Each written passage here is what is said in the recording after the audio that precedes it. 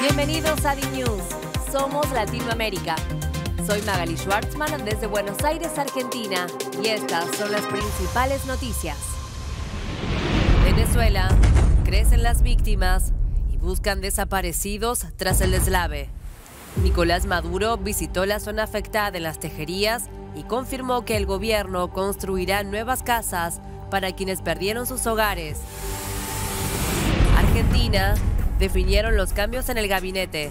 Alberto Fernández nombró a 3 mujeres en reemplazo de Moroni, Zabaleta y Gómez Alcorta.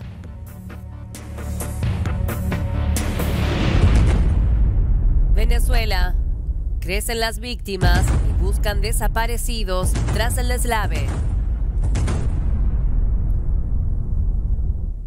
El presidente de Venezuela recorrió la ciudad de Las Tejerías en medio de un creciente número de muertos por las devastadoras inundaciones que siguieron a las fuertes lluvias en el país.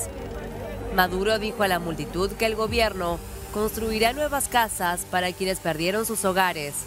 Casas, comercios y otros locales de Las Tejerías quedaron total o parcialmente llenos de lodo y otros escombros arrastrados por el agua. La zona se encuentra actualmente sin electricidad ni agua potable.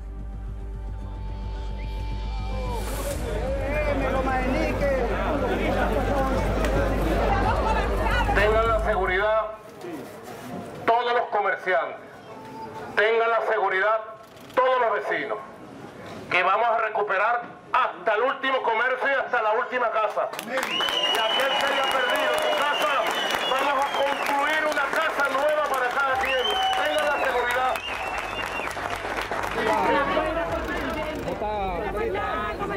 Más de 3.000 funcionarios participan en las labores de búsqueda bajo el lodo que cubrió esta población el sábado por el desbordamiento de 5 quebradas.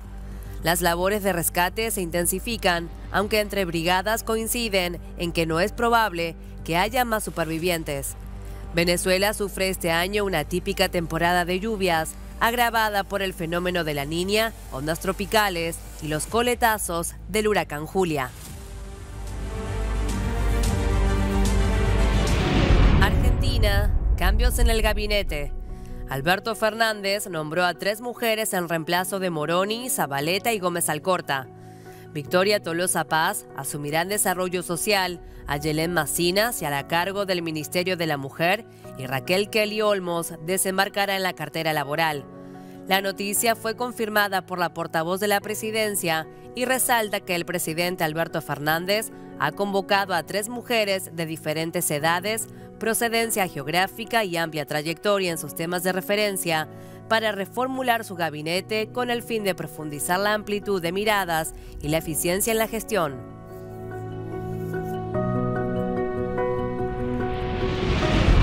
Uruguay, pidieron el juicio político de la intendente de Montevideo.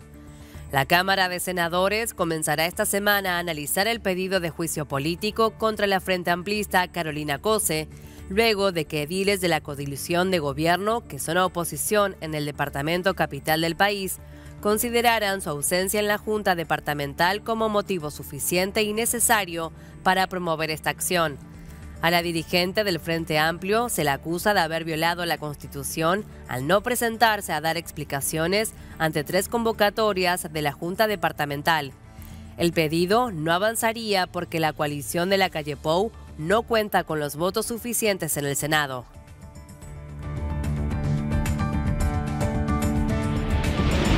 Ecuador. Guillermo Lasso anuncia la desarticulación de 531 organizaciones delictivas en Guayaquil.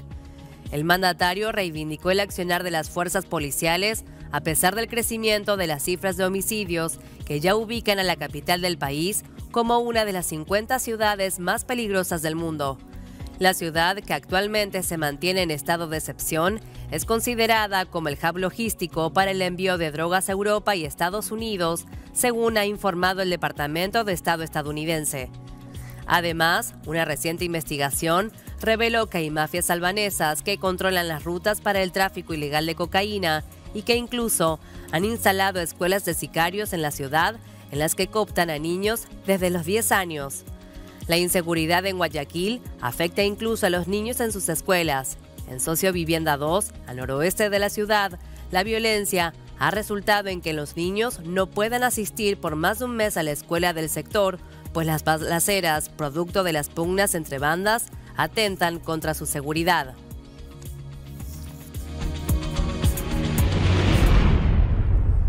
Estados Unidos, los sitios web de varios aeropuertos fueron atacados por hackeos prorrusos.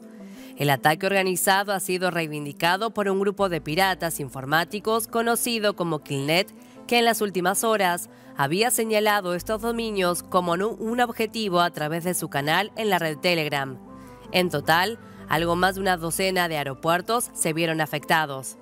Los ataques se informaron por primera vez alrededor de las 3 a.m., cuando las autoridades notificaron a la Agencia de Seguridad de Infraestructura y Ciberseguridad que el sistema del aeropuerto La Guardia en Nueva York había sido atacado. Los problemas en las páginas de Internet no estaban afectando en modo alguno al tráfico aéreo, pero sí, por ejemplo, a viajeros que tratasen de acceder a información sobre sus vuelos. En los últimos meses, este grupo de piratas informáticos prorrusos ha atacado páginas web de varios gobiernos que han apoyado a Ucrania en la guerra contra Rusia.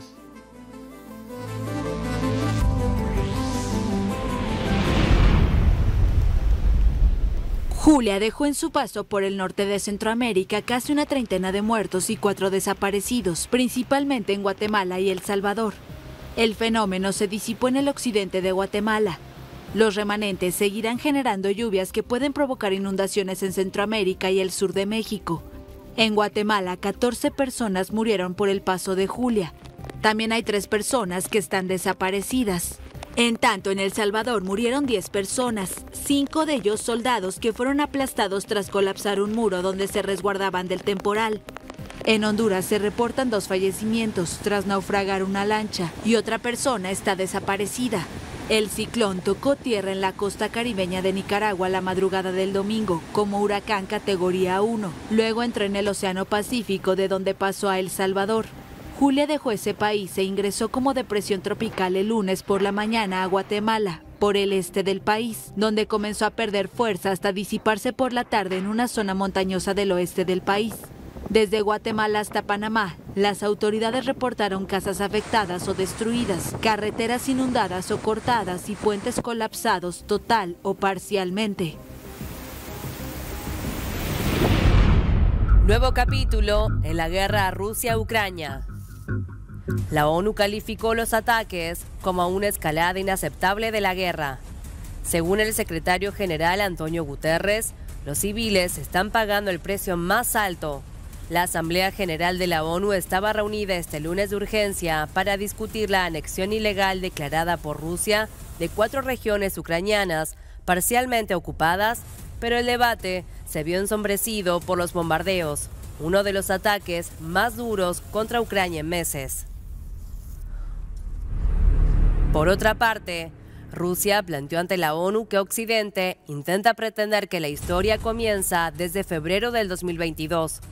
Según el representante permanente de Rusia ante la ONU, Vasily Nevencia, todos los demás aspectos de la crisis ucraniana, cuyas premisas fueron establecidas metódicamente por los estados occidentales desde al menos 2014, o más bien mucho antes, se ignoran. Nevencia denunció que para Occidente, la historia parte de un momento conveniente.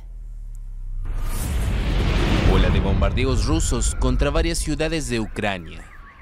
La mayor campaña de ataque en meses, que incluyó a la capital Kiev, se produce 2 días después de una explosión que destruyó parcialmente el estratégico puente de Crimea, de la que Moscú acusó a Kiev.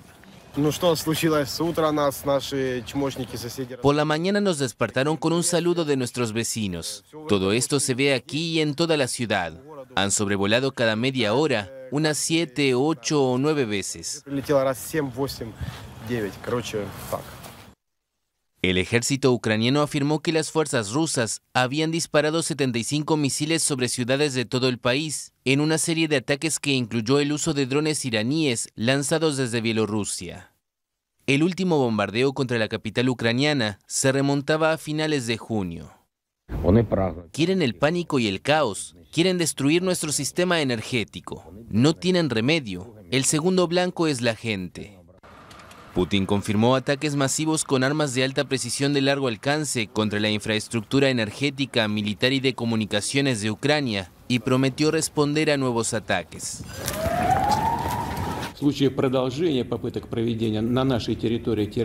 Si los intentos de ataques terroristas en nuestro territorio continúan, las respuestas de Rusia serán severas y su escala corresponderá al nivel de las amenazas que se plantean a Rusia.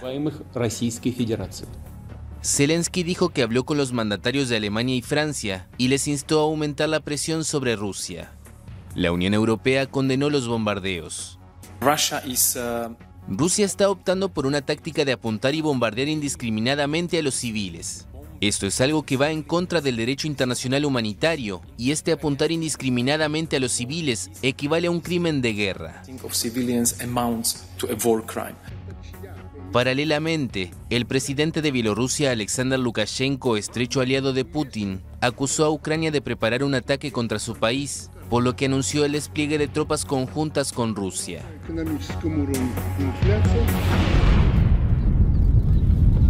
Naciones Unidas y la Federación Internacional de Sociedades de la Cruz Roja y de la Media Luna Roja instaron el lunes a prepararse para las olas de calor futuras y evitar así un importante número de muertos. En un informe conjunto sobre los fenómenos de calor extremo, los organismos advirtieron que regiones enteras del planeta se volverán inhabitables en las próximas décadas por culpa de las olas de calor que serán cada vez más frecuentes e intensas. A menos de un mes de la COP27, que se celebrará en noviembre en Egipto, los organismos recordaron que dada la actual evolución del clima, las olas de calor podrían alcanzar y superar los límites fisiológicos y sociales de los humanos en las próximas décadas, sobre todo en regiones como el Sahel y el sur y el suroeste de Asia. El informe recuerda que la ola de calor que azotó a Europa en 2003 dejó más de 70.000 muertos y que la canícula que vivió Rusia en 2010 mató a más de 55.000 personas. Este año, regiones y países enteros del norte de África, Australia, Europa, el sur de Asia y Oriente Medio, así como China y el oeste de Estados Unidos, han sufrido temperaturas récord. Según el documento, los expertos prevén que las tasas de mortalidad vinculadas con el calor extremo sean muy altas, comparables en magnitud a la de todos los cánceres para finales de siglo.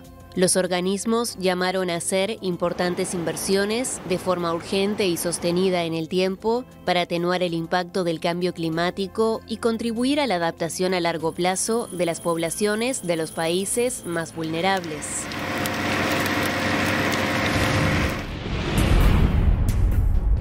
Perú. Lilia Paredes ratifica su decisión de no entregar su pasaporte a la Fiscalía para evitar posible fuga del país. Benchi Espinosa, abogado de la primera dama, indicó que el pedido de impedimento de salida por 36 meses formulado contra su defensa es arbitrario. Paredes es investigada como posible miembro de una organización criminal liderada por el presidente Pedro Castillo, que direccionaba las licitaciones de obras públicas en Cajamarca y otras regiones del país. Brasil. Refuerzan la verificación de noticias falsas antes de las elecciones. La Corte presentó el viernes la novedad para ayudar a los votantes a comprobar si la información que reciben sobre la justa comicial es verdadera o falsa. En los casos en que la información aún no ha sido confirmada por las organizaciones de verificación asociadas del tribunal, será remitida a un equipo de comprobadores. Cuando se complemente la comprobación, los usuarios serán notificados directamente por el llamado chatbot en el teléfono móvil. Al recibir una noticia o cualquier información, el elector puede consultar si es una información real o un rumor vía este chat. De esta manera, cuando el votante recibe una noticia y verifica que se trata de fake news, puede denunciar por el sistema de alerta de desinformación del Tribunal Electoral.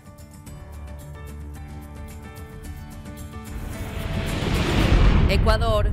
El presidente de Ecuador designó a un nuevo director del sistema carcelario. Guillermo Lasso nombró a Guillermo Rodríguez como nuevo director del Servicio Nacional de Prisiones, en medio de una crisis en el sistema penitenciario y que estas semanas padeció masacres en 3 centros carcelarios en Esmeraldas, Guaya y Cotopaxi respectivamente. Rodríguez llega en reemplazo de Pablo Ramírez, quien pasará a ser director de la unidad de antinarcóticos de la policía. En lo que va del año, más de 100 reclusos han fallecido violentamente en las cárceles ecuatorianas y son más de 400 los asesinados desde el 2020. Honduras. Asesinaron a un periodista y ya son 5 los trabajadores de prensa que corrieron la misma suerte en lo que va del año. Edwin José Andino, de 23 años, quien trabajaba en el canal LTV, murió de un disparo a quemarropa en el rostro, dijo la directora del no gubernamental Comité por la Libre Expresión, Amada Ponce. Advirtió que los ejecutores le taparon la boca con cinta adhesiva, un patrón que se ha replicado en México en crímenes contra periodistas y que estaría asociado a un silenciamiento de la prensa. En un comunicado, la policía describió que individuos con un uniforme similar a la Policía Militar de Orden Público llegaron a la residencia del comunicador social en la colonia Villafranca, ingresaron para sacar dicha casa al periodista y a su padre para después quitarles la vida haciendo uso de armas de fuego.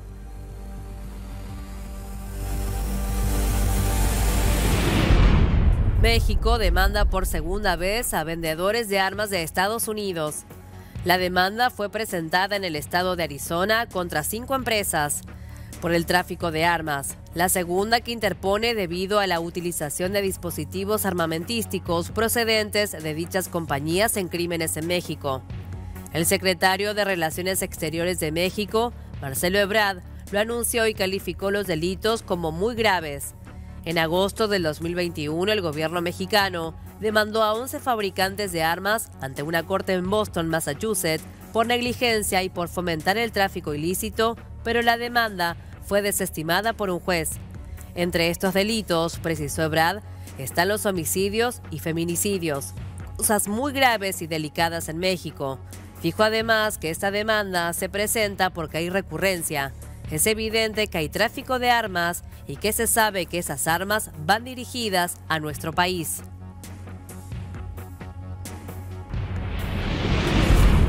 Venezuela. La oposición aprobó el reglamento de las elecciones primarias, en las que definirá su candidato para las presidenciales del 2024. Así lo anunció la oposición venezolana agrupada en la Plataforma Unitaria Democrática. El pasado 28 de septiembre, la coalición había anunciado la extensión del plazo para presentarse a la consulta interna de miembros de la comisión que regirá el proceso, mientras Nicolás Maduro asomó la posibilidad de adelantar los comicios. A partir del 15 de octubre próximo, cuando termine el lapso de postulación de los posibles integrantes de la Comisión Nacional de la Primaria, se va a proceder a seleccionar a aquellos que cumplan con el perfil de ser ciudadanos reconocidos de prestigio y solvencia moral, a quienes conformarán esa comisión que será rectora del proceso de la primaria, lo cual forma parte de la decisión de entregarle a la sociedad civil la conducción de este proceso tan importante para el futuro del país. El opositor, Biagio Pilleri, afirmó que la plataforma unitaria sigue abierta a todos los actores y factores democráticos del país que tengan la intención de participar o postular algún nombre para integrar este comité rector.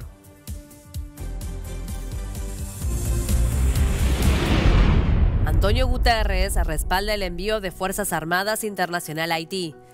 El gobierno autorizó el viernes al primer ministro Ariel Henry a solicitar la fuerza internacional que ayude a hacer frente a las pandillas.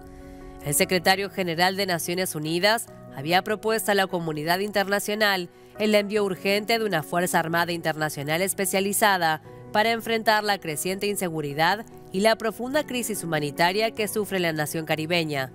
Las pandillas fuertemente armadas controlan parte de la capital Puerto Príncipe y tienen bloqueado el acceso a la principal terminal de combustible desde mediados de septiembre. La crisis humanitaria afecta el servicio eléctrico, el agua limpia, la recogida de basura y el funcionamiento de los hospitales.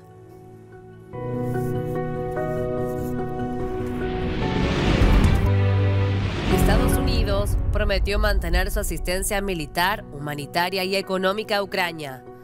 Antony Blinken conversó con su homólogo ucraniano Dmytro Kuleba y le aseguró que continuará el suministro de asistencia para que pueda defenderse y proteger a su gente. Washington se ha convertido de lejos en el proveedor más importante de armas de Ucrania desde que Rusia lanzó su invasión el 24 de febrero con más de 16.800 millones de dólares en asistencia militar desde esa fecha. Asimismo, Francia también mostró su apoyo a Ucrania. El presidente Macron se reunió con parte de su gabinete e hizo saber que adoptó nuevas disposiciones para ayuda militar, aunque no especificó cuáles. Además, expresó extrema inquietud por los recientes bombardeos rusos y reafirmó su apoyo pleno al gobierno de Kiev. Por su parte, la Unión Europea busca acuerdo para proveer cada vez 1.500 millones de euros en ayuda a Ucrania en 2023. A tales efectos, se están llevando a cabo conversaciones con los ministerios de finanzas del bloque sobre los métodos de financiación y acerca de las proporciones que se asignarían en calidad de donaciones y de préstamo. Las propuestas al respecto deberían formularse para la próxima semana o antes de la conferencia internacional sobre la reconstrucción de Ucrania, pautada para el 25 de octubre en Berlín. La Unión Europea prometió en mayo pasado 9.000 millones de euros en ayuda macrofinanciera a Ucrania, pero luego los países miembros solo dieron su respaldo para 6.000 millones. Desde entonces, solo 1.000 millones han sido efectivamente desembolsados. Por otro lado, la ONU advirtió sobre una nueva ola de refugiados tras los recientes ataques de Rusia a Ucrania. Desde el inicio de la invasión el 24 de febrero, más de 7.6 millones de ucranianos salieron a Europa en busca de asilo. 4.2 millones de ellos se registraron para obtener la condición de protección temporal debido al conflicto iniciado por Vladimir Putin. El jefe del organismo de la ONU para refugiados advirtió el lunes que más personas podrían verse forzadas a dejar sus hogares en Ucrania tras los ataques rusos con misiles en Kiev y otras ciudades ucranianas. El bombardeo de civiles, de casas, de infraestructura no militar en una forma indiscriminada en muchas ciudades a lo largo de Ucrania significa que la guerra se ha vuelto más difícil para los civiles, indicó. Temo que los eventos de estas últimas horas van a provocar más desplazamientos, acotó.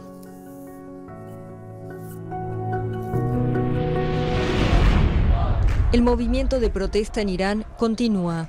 El lunes se registraron sentadas de estudiantes en la Universidad Politécnica de Teherán para denunciar la pobreza y la corrupción en el país.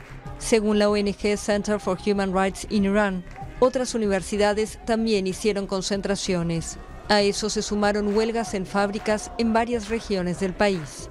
Irán registra una ola de protestas desde la muerte el 16 de septiembre de Mahsa Amini, de 22 años, 3 días después de ser detenida por la policía de la moral en Teherán por supuestamente no respetar el estricto código de vestimenta para las mujeres. Las manifestaciones han sido fuertemente reprimidas. La ONG Iran Human Rights, con sede en Oslo, ha contabilizado 95 muertos durante la represión. El último balance oficial de las autoridades habla además de 18 miembros de las fuerzas de seguridad muertos. Las autoridades califican las manifestaciones de disturbios y acusan a países extranjeros de promover las protestas, especialmente a Estados Unidos, enemigo jurado de Irán. Las concentraciones de apoyo a los manifestantes en Irán también continuaron en el extranjero, como en Siria o Francia. Según varias organizaciones pro derechos humanos, cerca de un centenar de periodistas, activistas, artistas e integrantes de la sociedad civil han sido detenidos por las autoridades de Irán desde el inicio del movimiento de protesta.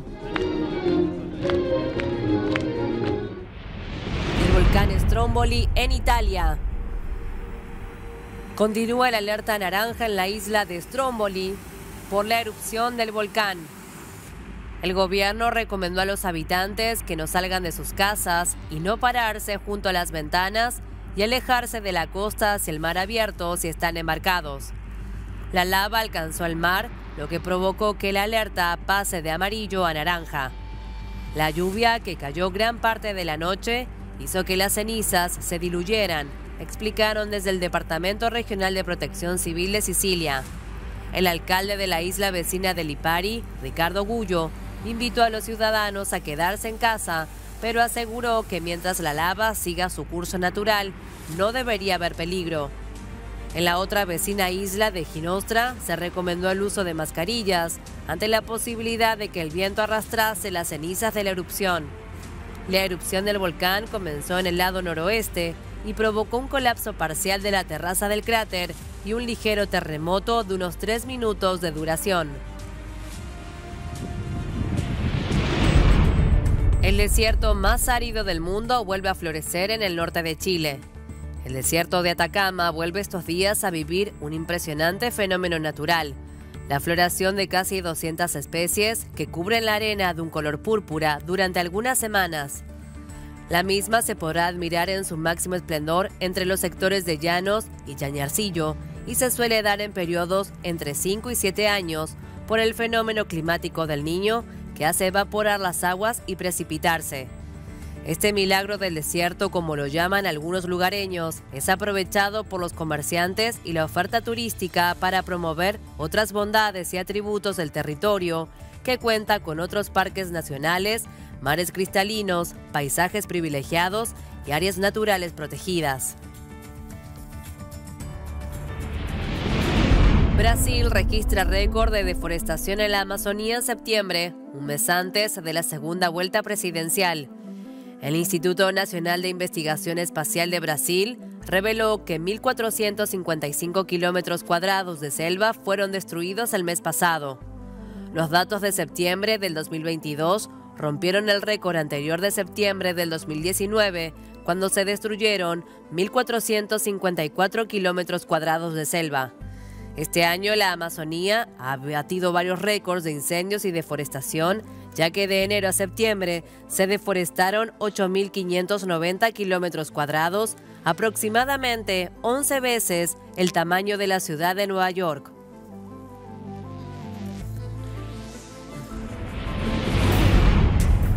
Israel y Líbano alcanzan acuerdo en disputa sobre su frontera marítima.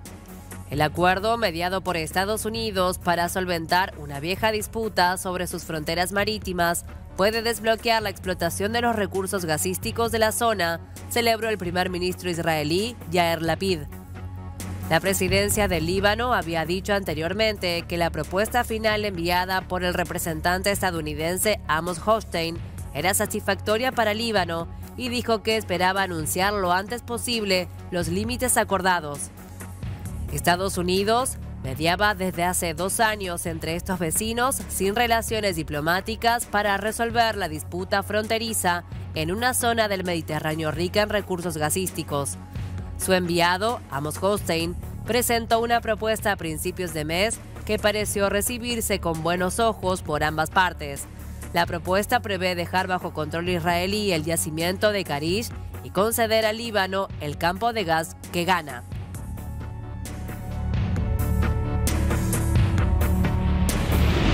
Perú.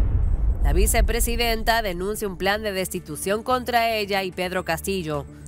Dina Boluarte negó irregularidades en su gestión y afirmó ante una comisión investigadora del Congreso que existe un supuesto plan parlamentario para sacarlos del poder a ella y al presidente. Algunos sectores políticos pretenden primero inhabilitar a la vicepresidenta para luego intentar nuevamente la vacancia o quizá inhabilitación o suspensión del señor presidente, aseguró Boluarte sobre el supuesto plan en marcha. La audiencia tuvo lugar ante la Subcomisión de Acusaciones Constitucionales del Congreso, que debe decidir esta semana si procede o no a la acusación de presuntas irregularidades administrativas que busca inhabilitar por 10 años a Boluarte, una abogada de 60 años, para ejercer cargos públicos.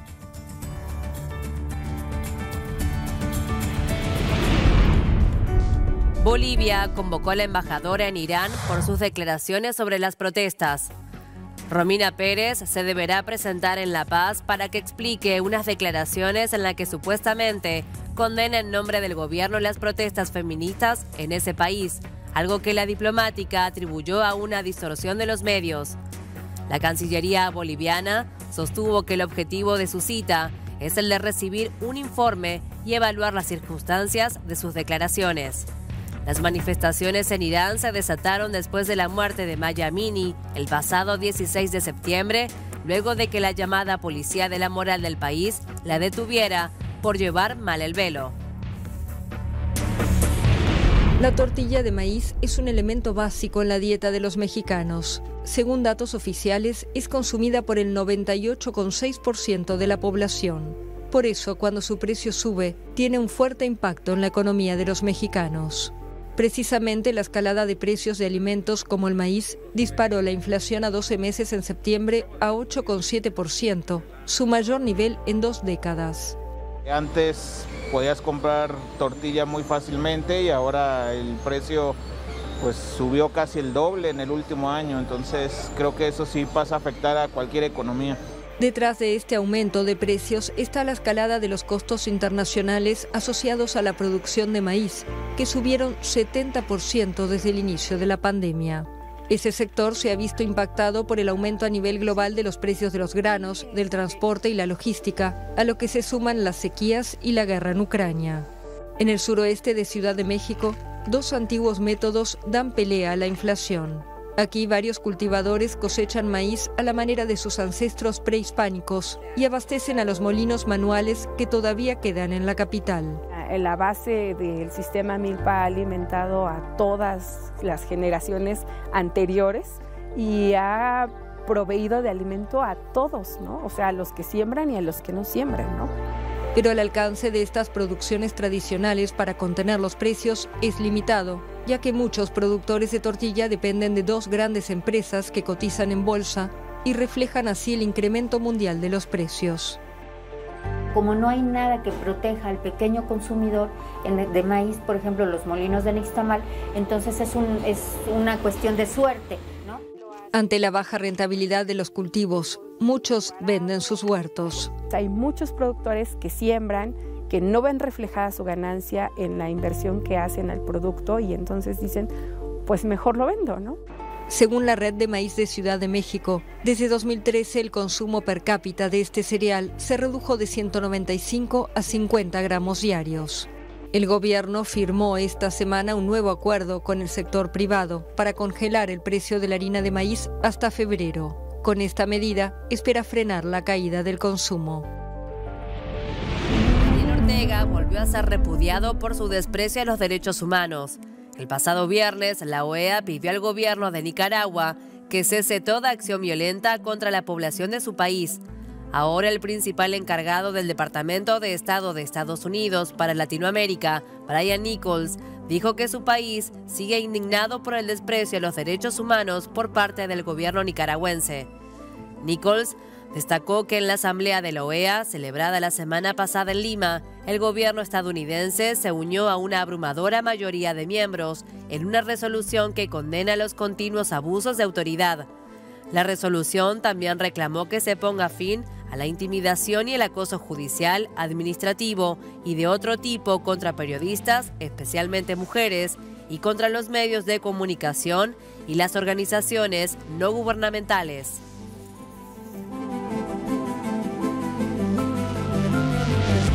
Unos 10.000 migrantes rumbo a Estados Unidos están bloqueados en Puerto de Colombia. El defensor de derechos humanos del municipio de Necoclí, Wilfrido Menco, dijo que las personas están represadas a la espera de embarcaciones que los lleven a la frontera con Panamá para seguir con su recorrido. En este momento, los tickets necesarios para ir por mar hasta el fronterizo poblado de Acandí están agotados, dijo el responsable. La semana pasada, el ministro de Seguridad de Panamá, Juan Pino, aseguró que la cantidad de migrantes que llegaron a su territorio en 2022 a través de la selva colombo-pañameña de Dairén batió el récord histórico. En lo que va corrido el año, por allí han transitado al menos 160.000 migrantes, exponiéndose a los grupos armados y los animales salvajes que habitan esa zona. De ellos, casi 3/4 partes son venezolanos, según las cifras oficiales de Panamá. Colombia hace parte de la ruta de los migrantes hacia el norte del continente. Haitianos, cubanos, africanos y asiáticos también cruzan el Darién caminando. Choques entre manifestantes y policías en Santiago durante una protesta de pueblos originarios de Chile. Una decena de personas fueron además detenidas. Los manifestantes protestaban contra la militarización de zonas de las regiones sureñas del Biobío y la Araucanía, donde se producen ataques incendiarios y enfrentamientos de grupos radicales mapuche que reivindican tierras ancestrales. Estamos reunidos acá, no es para conmemorar un encuentro, más bien es para expresar nuestro repudio a la militarización que sufrimos como mapuche, tanto de este lado de la cordillera en Chile como en Argentina. Uno de los hechos más evidentes es la militarización y represión que sufre la MIEN en Argentina. La marcha se realizó en el marco de la conmemoración del Día del Encuentro de Dos Mundos, como se le conoce en Chile al Día de la Raza o la llegada de Cristóbal Colón a América. En esta fecha, hace un año, el expresidente conservador, Sebastián Piñera, decretó la militarización de esas regiones. Su sucesor, Gabriel Boric, puso fin de la medida 2 semanas después de asumir el cargo en marzo. Pero poco después, la radicalización de la violencia le llevó a ordenar el desplazamiento militar para apoyar a la policía en el resguardo de rutas donde los ataques a camiones o predios privados son frecuentes. Los mapuches son la principal etnia chilena. Algunas comunidades asentadas en el sur del país reclaman la restitución de tierras que consideran suyas por derechos ancestrales, hoy en manos en su mayoría de empresas forestales y agricultores. Una controvertida propuesta diseñada para frenar el cambio climático.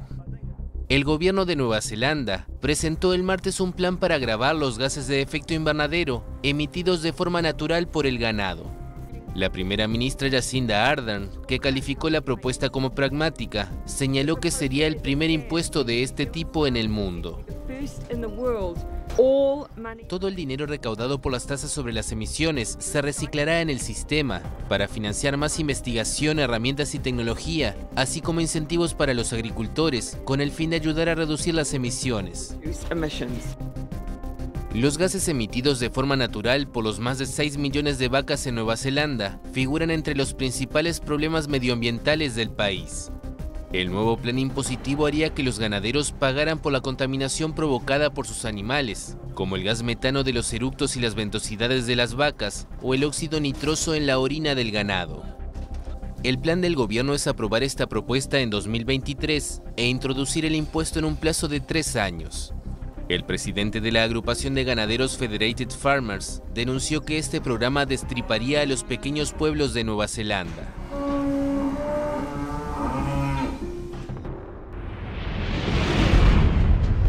Rusia clasificó oficialmente a Meta como una organización terrorista y extremista.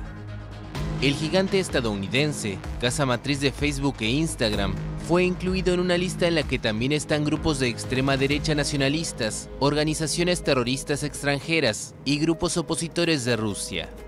Esto allana el camino para la apertura de pleitos judiciales contra sus usuarios. El 10 de marzo, Meta anunció que las plataformas podrían permitir publicaciones que incluyeran mensajes como muerte a los invasores rusos, pero que no contengan amenazas creíbles contra civiles. Luego matizó que eso solo se aplicaría a usuarios que publicaran desde Ucrania. Desde marzo los internautas en Rusia no pueden acceder a Instagram y Facebook, por lo que muchos utilizan redes privadas virtuales para entrar en las redes sociales. Instagram es muy popular en Rusia y solía ser una plataforma clave para la publicidad y las ventas.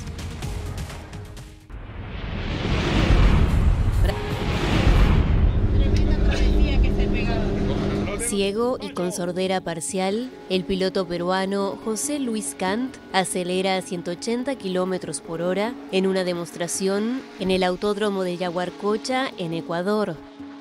En 1998 le diagnosticaron síndrome de Usher, una enfermedad congénita que deriva en la pérdida progresiva de la vista y la audición, lo que lo marginó de las competencias profesionales en 2001, pero no se rindió. Pacho, como le dicen sus amigos, se prepara para dar un espectáculo que servirá de antesala a los 1001 kilómetros de Ecuador, la máxima prueba del automovilismo nacional. De mirada seria, trepa al auto, se aferra al volante y espera las instrucciones de Piero Polar, su guía y copiloto de 38 años, que hilvana las instrucciones para recorrer los 3,7 kilómetros de longitud que le esperan. Me pongo a conversar con Piero y le digo, oye Piero, me gustaría subir a tu auto. Pues Piero me dice, ya, mira, voy a ponerle una butaca al costado y te doy una vuelta. Y yo le digo, no quiero que me des una vuelta, quiero manejar. Entonces él volteó, me miró y dijo, sí, pues ya, cuando quieras, ¿no? Como que me seguía la cuerda.